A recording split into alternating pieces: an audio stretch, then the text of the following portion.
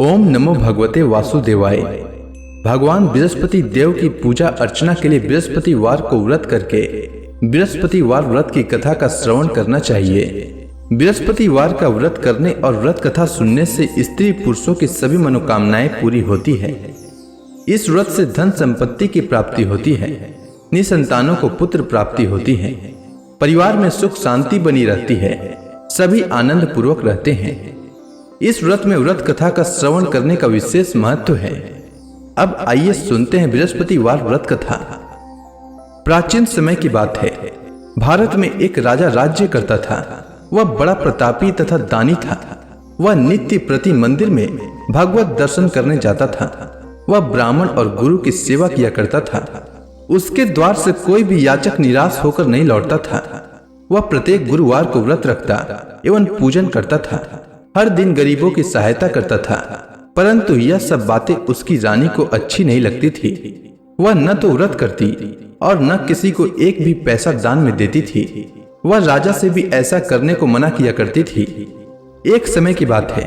राजा शिकार खेलने वन को चले गए। घर पर रानी और दासी थी।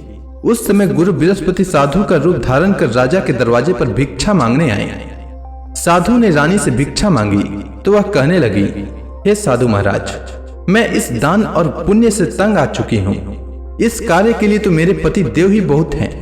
अब आप ऐसी कृपा करें कि सारा धन नष्ट हो जाए तथा मैं आराम से रह सकूं। साधु रूपी बृहस्पति देव ने कहा, हे देवी, तुम बड़ी विचित्र हो। संतान और धन से कोई दुखी नहीं होता है, इसको सभी चाहते हैं। पापी भी पुत्र और धन की इच्छा करता है। अगर तुम्हारे पास धन अधिक है तो भूखे मनुष्यों को भोजन कराओ, प्याऊ लगाओ, ब्राह्मणों को दान दो, धर्मशालाएं बनवाओ, कुआं, तालाब, बावड़ी, बाग, बगीचे आदि का निर्माण कराओ तथा निर्धनों की कुंवारी कन्याओं का विवाह कराओ, साथ ही यज्ञ आदि करो। इस प्रकार के कर्मों से आपके कुल का और आपका नाम परलोक में सार्थक होगा एवं स्वर्ग की प्राप्ति होगी।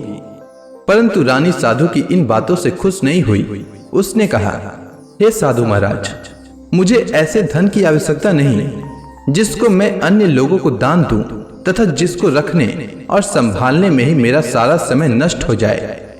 साधु ने कहा, हे देवी, यदि तुम्हारी ऐसी इच्छा है तो जैसा मैं तुम्हें बताता हूं तुम वैसा ही करना। बृहस्पतिवार के दिन घर को गोबर से लिपना, अपने केसों को पीली मिट्टी से धोना, केसों को धोते समय स्नान करना, राजा से कहना वह हजामत करवाए, भोजन में मांस मदिरा खाना, कपड़ा धोबी के यहाँ धुलने देना। इस प्रकार 7 बृहस्पतिवार करने से तुम्हारा धन नष्ट हो जाएगा। यह कहकर साधु महाराज रूपी बृहस्पति देव अंतर ध्यान हो गए। रानी ने साधु के कहने के अनुसार 7 बृहस्पतिवार तक वैसा ही करने का विचार किया। साधु के बताए अनुसार कार्य करते हुए केवल 3 बृहस्पतिवार ही बीते थे कि उसकी समस्त धन संपत्ति नष्ट हो गई। भोजन के लिए दोनों समय परिवार तरसने लगा तथा सांसारिक भोगों से दुखी रहने लगा। तब वह राजा रानी से कहने लगा कि हे रानी, तुम यहाँ पर रहो, मैं दूसरे देश को जाता हूँ, क्योंकि यहाँ पर मुझे सभी मनुष्य जानते हैं, इसलिए मैं यहाँ कोई कार्य नहीं कर सकता। मैं अब परदेश जा रहा हूँ, वहाँ कोई काम धंधा करूंगा, शायद हमारे भाग्य बदल जाए। ऐसा कहकर राजा परदेश चला गया। वह वहां जंगल से लकड़ी काट कर लाता और शहर में बेचता। इस तरह जीवन व्यतीत करने लगा। इधर राजा के बिना रानी और दासियां दुखी रहने लगी। किसी दिन भोजन मिलता और किसी दिन जल पीकर ही रह जाती। एक समय रानी और दासियों को 7 दिन बिना भोजन के व्यतीत करना पड़ा। तो रानी ने अपने दासी से कहा, हे दासी, यहाँ पास के ही नगर में मेरी बहन रहती है। वह बड़ी धनवान है, तू उसके पास जा और वहां से 5 सेर बेझर मांग कर ले आ, जिससे कुछ समय के लिए गुजर हो जाए। दासी रानी की बहन के पास गई। रानी की बहन उस समय पूजा कर रही थी। बृहस्पतिवार का दिन था। दासी ने रानी की बहन से कहा, हे रानी, मुझे आपकी बहन ने भेजा है, मुझे 5 सेर बेझर दे दो। दासी ने यह बात अनेक बार कही, परंतु रानी की बहन ने कोई उत्तर नहीं दिया, क्योंकि वह उस समय बृहस्पतिवार की कथा सुन रही थी। जब दासी को रानी की बहन से कोई उत्तर नहीं मिला तो वह बहुत दुखी हुई। उसे क्रोध भी आया। वह लौटकर रानी से बोली, हे रानी, आपकी बहन बहुत ही धनी स्त्री है, वह छोटे लोगों से बात भी नहीं करती। मैंने उससे कहा तो उसने कोई उत्तर नहीं दिया। मैं वापस चली आई। रानी बोली, हे दासी, इसमें उसका कोई दोष नहीं है। जब बुरे दिन आते हैं तब कोई सहारा नहीं देता। अच्छे बुरे का पता विपत्ति में ही लगता है। जो ईश्वर की इच्छा होगी वही होगा। यह सब हमारे भाग्य का दोष है। उधर रानी की बहन ने सोचा कि मेरी बहन की दासी आई थी, परंतु मैं उससे नहीं बोली। इससे वह बहुत दुखी हुई होगी। अतः कथा सुन और भगवान विष्णु का पूजन समाप्त कर वह अपनी बहन के घर आई और कहने लगी, हे बहन, मैं बृहस्पतिवार का व्रत कर रही थी। तुम्हारी दासी हमारे घर आई थी, परंतु जब तक कथा होती है तब तक हम लोग न उठते हैं और न बोलते हैं, इसलिए मैं नहीं बोली। कहो दासी क्यों आई थी? रानी बोली, बहन, हमारे घर अनाज नहीं था। वैसे तुमसे कोई बात छिपी नहीं है, इस कारण मैंने दासी को तुम्हारे पास 5 सिर भेजर लेने के लिए भेजा था। रानी की बहन बोली, बहन देखो, बृहस्पति भगवान सबकी मनोकामना पूर्ण करते हैं। देखो, शायद तुम्हारे घर में अनाज रखा हो। यह सुनकर दासी घर के अंदर गई तो वहां उसे एक घड़ा बेझर का भरा मिल गया। उसे बड़ी हैरानी हुई क्योंकि उसने एक एक बर्तन देख लिया था। उसने बाहर आकर रानी को बताया। दासी अपनी रानी से कहने लगी, हे रानी, देखो, वैसे हमको जब अन्न नहीं मिलता तो हम रोज ही व्रत करते हैं। अगर इनसे व्रत की विधि और कथा पूछ ली जाए तो उसे हम भी किया करेंगे। दासी के कहने पर रानी ने अपनी बहन से बृहस्पतिवार व्रत के बारे में पूछा। उसकी बहन ने बताया, हे रानी बहन, बृहस्पतिवार को सूर्योदय से पूर्व उठकर स्नान करके बृहस्पतिवार का व्रत करना चाहिए, लेकिन उस दिन सिर नहीं धोना चाहिए। बृहस्पतिवार के व्रत में चने की दाल और मुनक्का से विष्णु भगवान का केले के वृक्ष की जड़ में पूजन करें तथा दीपक जलाएं। उस दिन एक ही समय भोजन करें। भोजन पीले खाद्य पदार्थ का करें तथा कथा सुने। इस प्रकार करने से गुरु भगवान प्रसन्न होते हैं, अन्न पुत्र धन देते हैं, मनोकामना पूर्ण करते हैं। व्रत और पूजन की विधि बताकर रानी की बहन अपने घर लौट गई। रानी और दासी दोनों ने निश्चय किया कि बृहस्पति देव भगवान का पूजन जरूर करेंगे। 7 दिन बाद जब बृहस्पतिवार आया तो उन्होंने व्रत रखा। घुड़साल में जाकर चना और गुड़ बीन लाई तथा उसी दाल से केले की जड़ तथा विष्णु भगवान का पूजन किया। अब भोजन पीला कहां से आए? दोनों बड़ी दुखी हुई, परंतु उन्होंने व्रत किया था, इस कारण बृहस्पति देव भगवान प्रसन्न थे। एक साधारण व्यक्ति के रूप में वे 2 थालों में सुंदर पीला भोजन लेकर आए और दासी को देकर बोले, हे दासी, यह भोजन तुम्हारे और रानी के लिए है, तुम दोनों करना। दासी भोजन पाकर बड़ी प्रसन्न हुई और रानी से बोली, रानी जी, भोजन कर लो। रानी को भोजन आने के बारे में कुछ पता नहीं था, इसलिए वह दासी से बोली, जा तू ही भोजन कर, क्योंकि तू हमारी व्यर्थ में हंसी उड़ाती है। दासी बोली, एक व्यक्ति भोजन दे गया है। रानी कहने लगी, वह भोजन तेरे लिए दे गया है, तू ही भोजन कर। दासी ने कहा, वह व्यक्ति हम दोनों के लिए 2 थालों में भोजन दे गया है, इसलिए मैं और आप दोनों ही साथ साथ भोजन करेंगी। दोनों ने गुरु भगवान को नमस्कार कर भोजन प्रारंभ किया। उसके बाद से वे प्रत्येक बृहस्पतिवार को गुरु भगवान का व्रत और पूजन करने लगी। बृहस्पति भगवान की कृपा से उनके पास धन हो गया, परंतु रानी फिर से पहले की ही तरह आलस्य करने लगी। तब दासी बोली, देखो रानी, तुम पहले भी इस प्रकार आलस्य करती थी। तुम्हें धन के रखने में कष्ट होता था, इस कारण सभी धन नष्ट हो गया। अब गुरु भगवान की कृपा से धन मिला है तो फिर तुम्हें आलस्य होता है। बड़ी मुसीबतों के बाद हमने यह धन पाया है, इसलिए हमें दान पुण्य करना चाहिए। तुम भूखे मनुष्यों को भोजन कराओ, प्याऊ लगवाओ, ब्राह्मणों को दान दो, कुआं तालाब बावड़ी आदि का निर्माण कराओ, मंदिर पाठशाला बनवाकर दान दो, कुंवारी कन्याओं का विवाह करवाओ। धन को शुभ कार्यों में खर्च करो, जिससे तुम्हारे कुल का यश बढ़े तथा स्वर्ग प्राप्त हो और पितृ प्रसन्न हो। दासी की बात मानकर रानी ने इसी प्रकार के कर्म करने प्रारंभ किए, जिससे उनका काफी यश फैलने लगा। एक दिन रानी और दासी आपस में विचार करने लगी कि न जाने राजा किस दशा में होंगे, उनकी कोई खोज खबर नहीं है। गुरु भगवान से उन्होंने प्रार्थना की और भगवान ने रात्रि में राजा को स्वप्न में कहा, हे राजा, उठ, तेरी रानी तुझको याद करती है, अब अपने देश को लौट जा। राजा प्रातः काल उठकर जंगल से लकड़ियां काट कर लाने के लिए जंगल की ओर चल पड़ा। जंगल से गुजरते ही वह सोचने लगा, रानी की गलती से उसे कितने दुख भोगने पड़े। राजपाट छोड़कर उसे जंगल में आकर रहना पड़ा। जंगल से लकड़ियां काटकर उन्हें बेचकर गुजारा करना पड़ा। उसी समय उस जंगल में बृहस्पति देव एक साधु का रूप धारण कर आए और राजा के पास आकर बोले, हे लकड़हारे, तुम इस सुनसान जंगल में किस चिंता में बैठे हो, मुझे बतलाओ। यह सुनकर राजा के नेत्रों में जल भर आया और साधु की वंदना कर बोले, हे प्रभु, आप सब कुछ जानने वाले हैं। इतना कहकर राजा ने साधु को अपनी संपूर्ण कहानी सुना दी। महात्मा दयालु होते हैं। वे राजा से बोले, हे राजा, तुम्हारी पत्नी ने बृहस्पति देव के प्रति अपराध किया था, जिसके कारण तुम्हारी यह दशा हुई है। अब तुम किसी प्रकार की चिंता मत करो, भगवान तुम्हें पहले से अधिक धन देंगे। देखो, तुम्हारी पत्नी ने बृहस्पतिवार का व्रत प्रारंभ कर दिया है।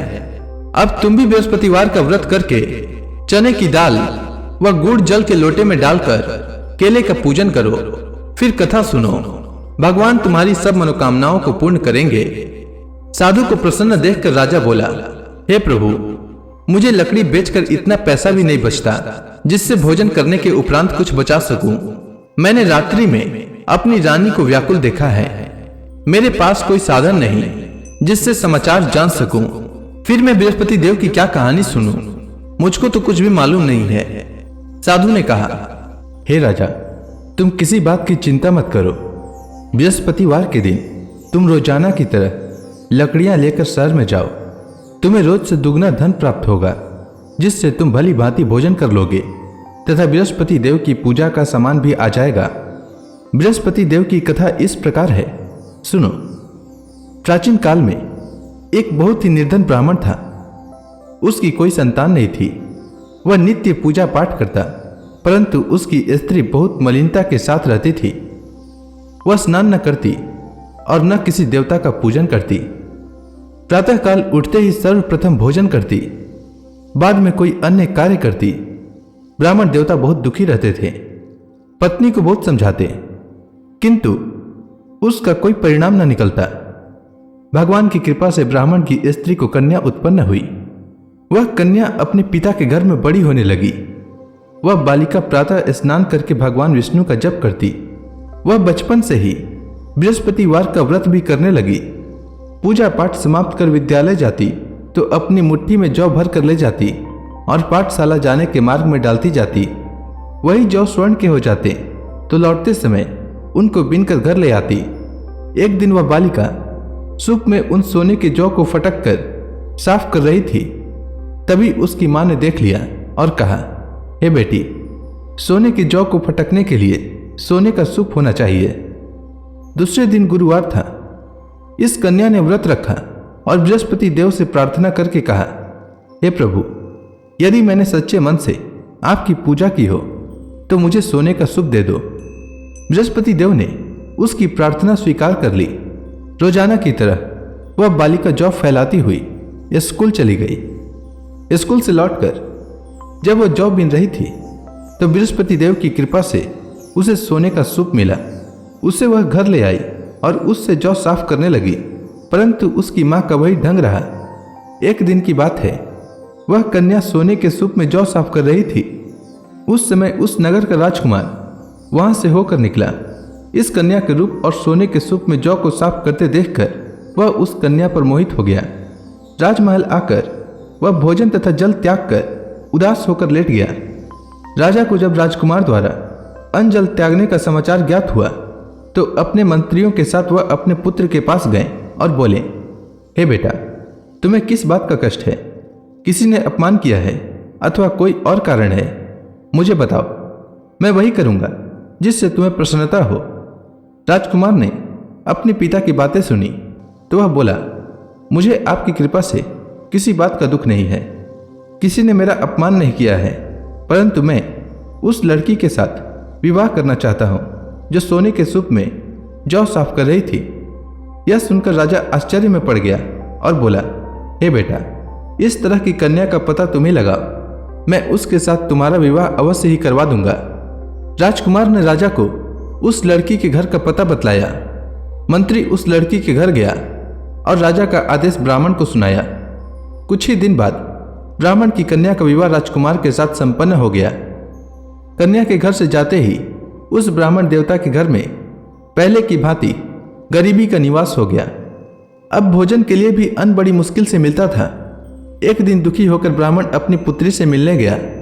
बेटी ने पिता की दुख की अवस्था को देखा और अपनी मां का समाचार पूछा। ब्राह्मण ने सभी हाल कहा। कन्या ने बहुत सा धन देकर अपने पिता को विदा कर दिया।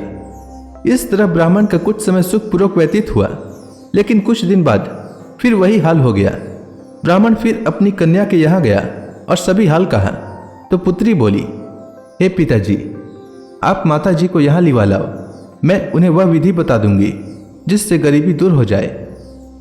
ब्राह्मण देवता अपनी स्त्री को साथ लेकर अपनी पुत्री के पास राजमहल पहुंचे तो पुत्री अपनी मां को समझाने लगी, हे मां, तुम प्रातःकाल उठकर प्रथम स्नान आदि करके विष्णु भगवान का पूजन करो तो सब दरिद्रता दूर हो जाएगी।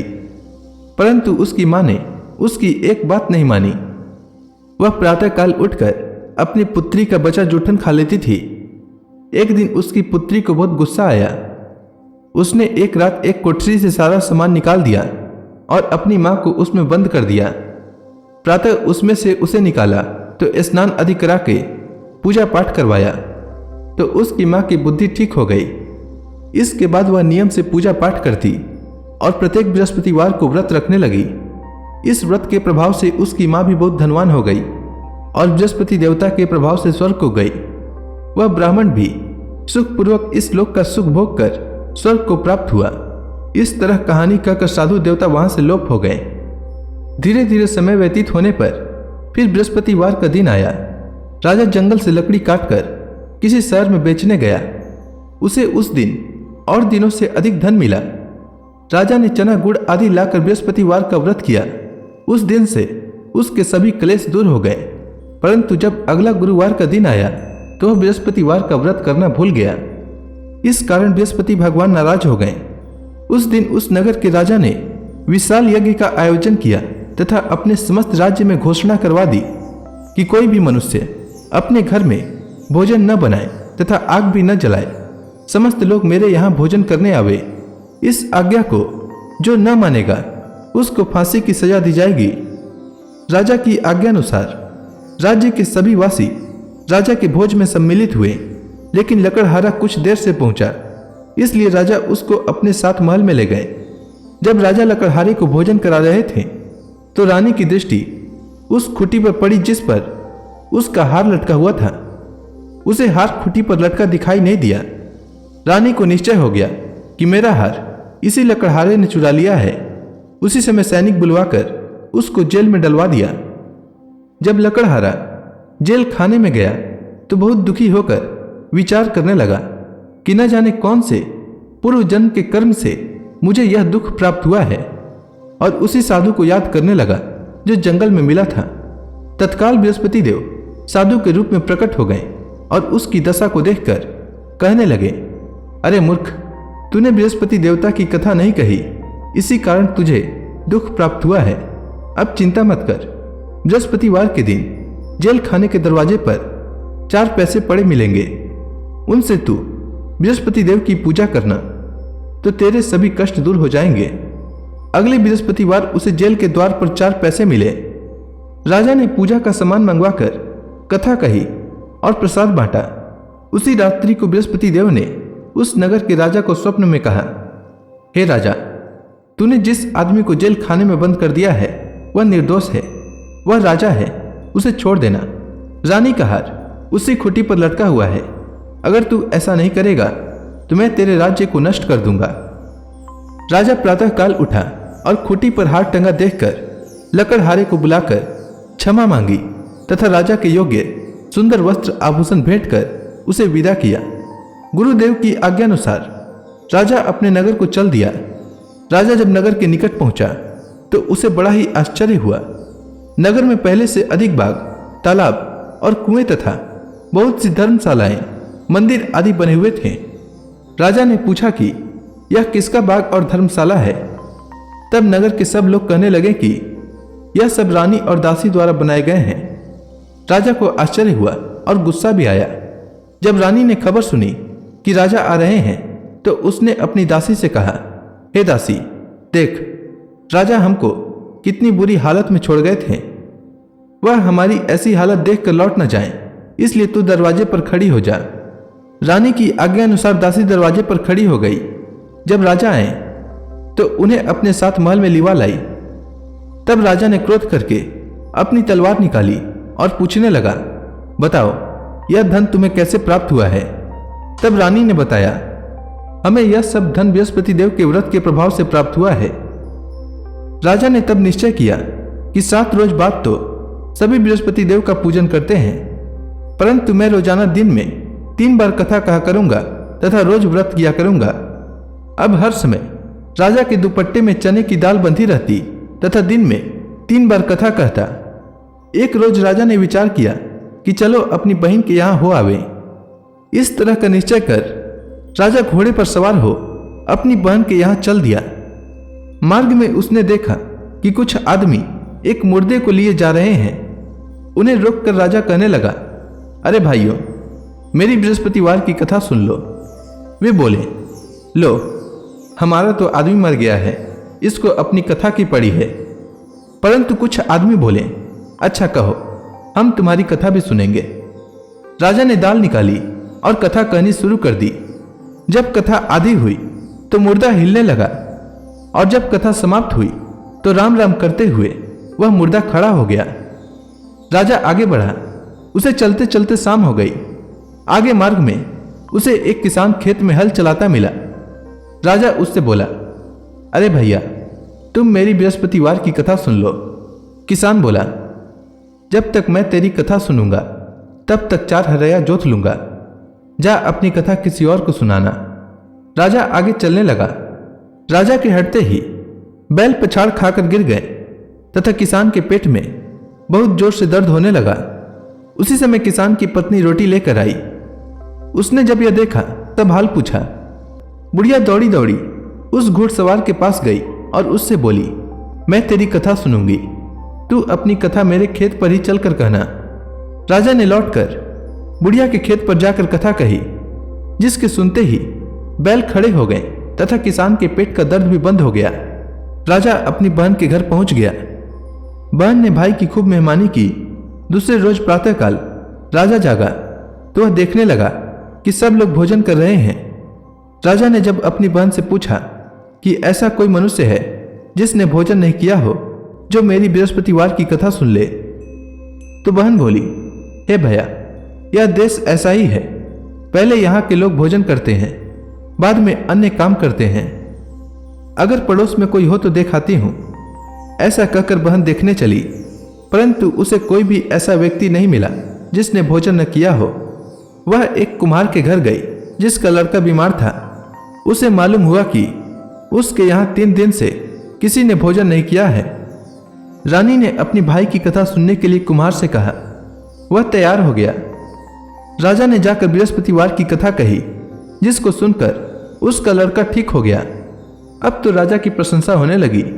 एक दिन राजा ने अपनी बहन से कहा, हे बहन, मैं अपने घर जाऊंगा, तुम भी तैयार हो जाओ। राजा की बहन ने अपनी सास से अपने भाई के साथ जाने की आज्ञा मांगी। सास बोली, चली जा, परंतु अपने लड़कों को मत ले जाना, क्योंकि तेरे भाई को कोई संतान नहीं होती है। बहन ने अपने भाई से कहा, हे भैया, मैं तो चलूंगी, परंतु कोई बालक नहीं जाएगा। राजा ने कहा, जब कोई बालक नहीं चलेगा तब तुम जाकर ही क्या करोगी? दुखी मन से राजा अपने नगर को लौट आया। राजा ने अपनी रानी से कहा, हम निसंतान हैं, इसलिए कोई हमारे घर आना पसंद नहीं करता। इतना कह वह बिना भोजन आदि किए शैया पर लेट गया। रानी बोली, हे प्रभु, बृहस्पति देव ने हमें सब कुछ दिया है, वे हमें संतान भी अवश्य देंगे। उसी रात बृहस्पति देव ने राजा को स्वप्न में कहा, हे राजा, उठ, सभी सोच त्याग दे, तेरी रानी गर्भवती है। राजा को यह जानकर बड़ी खुशी हुई। 9वें महीने रानी के गर्भ से एक सुंदर पुत्र पैदा हुआ। जब राजा की बहन ने यह शुभ समाचार सुना तो वह बहुत खुश हुई तथा बधाई लेकर अपने भाई के यहाँ आई। तभी रानी ने कहा, घोड़ा चढ़कर नहीं आई, गधा चढ़ी आई। रानी की बहन बोली, भाई मैं इस प्रकार न कहती तो तुम्हें औलाद कैसे मिलती। बृहस्पति देव ऐसे ही हैं, जिसके मन में जो कामनाएं रहती है सभी को पूर्ण करते हैं। जो सद्भावना पूर्वक बृहस्पतिवार का व्रत करता है एवं यह कथा पढ़ता है अथवा सुनता है और दूसरों को सुनाता है, बृहस्पति देव उसकी सभी मनोकामना पूर्ण करते हैं। बृहस्पति देव उनकी सदैव रक्षा करते हैं। जो संसार में सद्भावना व सच्चे हृदय से बृहस्पति देव का पूजन करते हैं, उनकी सभी मनोकामनाएं उसी प्रकार पूर्ण होती है जैसे रानी और राजा ने बृहस्पति देव की कथा का गुणगान किया। उनकी सभी इच्छाएं बृहस्पति देव ने पूर्ण की। मनुष्य को हृदय से उनका मनन करते हुए जयकारा करना चाहिए। तो प्रेम से बोलिए, बृहस्पति देव की जय, विष्णु भगवान की जय, समस्त देवी देवताओं की जय।